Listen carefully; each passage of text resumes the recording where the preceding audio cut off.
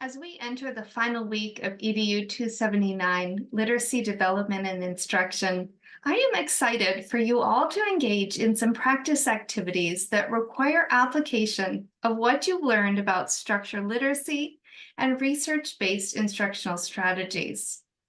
Once again, we're looking at reading instruction and development as a whole, a big picture idea, kind of like we did at the beginning of the course, rather than broken down into the components in isolation as we've done throughout the course.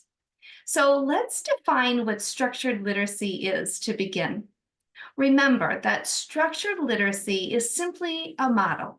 It's the most current, respected, and up-to-date model in reading instruction. Structured literacy is the application of knowledge that comes from the science of reading research. This just teaches us that children need to read in an evidence-based and systematic way. The research shows us that it's most effective if literacy instruction is primarily delivered through direct and explicit instruction, and that it should follow scopes and sequences that are aligned with what we know about brain development. It also tells us that there are some main pillars in instruction, and that a structured reading approach should include these pillars of phonological awareness, phonics, fluency, vocabulary, and comprehension. It also shows us how all components of literacy are woven together, as we see in Scarborough's reading rope. Remember that this body of research also has proven that 95% of all students can learn to read. 95%. We're far from that goal at this point in the US.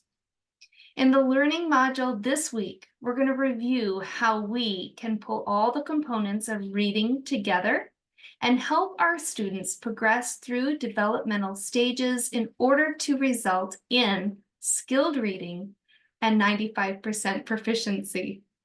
We're also going to talk a bit about some reading difficulties that we often see in general education classrooms and what we can do as educators to make certain that all students learn to read proficiently.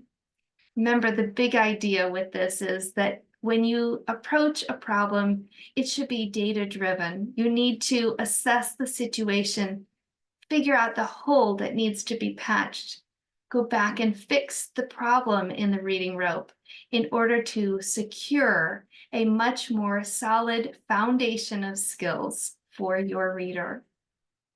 In the case studies and in our discussion this week, you're going to be asked to do just this. You'll pull together your collective knowledge and understanding of what we've learned in this course about the 5 pillars of reading instruction and those elements of Scarborough's reading rope in order to solve some problems. I'm excited to see how you apply your collective knowledge and your understanding to support literacy development in these hypothetical case studies, but more so in your future classrooms. These really are real scenarios that you're going to encounter, and you need a solid plan of how you can support these learners. Let's make this final week of our course impactful and meaningful. Finish strong. Let me know, what questions can I still answer for you? What are your muddy points as you take your learned knowledge, your own pedagogy about reading instruction, and think about how you're applying them into the practice of teaching in a real live classroom? Please know I am here to answer those questions about what theory versus practice might look like, and I would love to chat further about these topics. Please reach out and let me know what you're thinking. If there's anything further I can do to support you this week, I will be virtually right here. Best wishes, everyone.